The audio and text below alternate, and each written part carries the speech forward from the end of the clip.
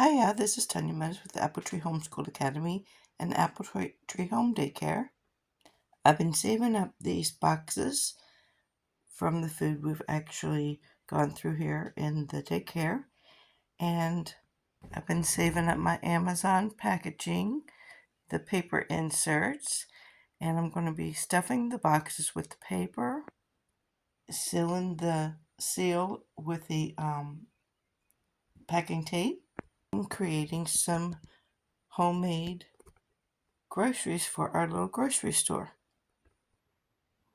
Here's a sample of previous boxes I've stuffed, put out here, including little toy boxes. And I loved adding the little infant cereal.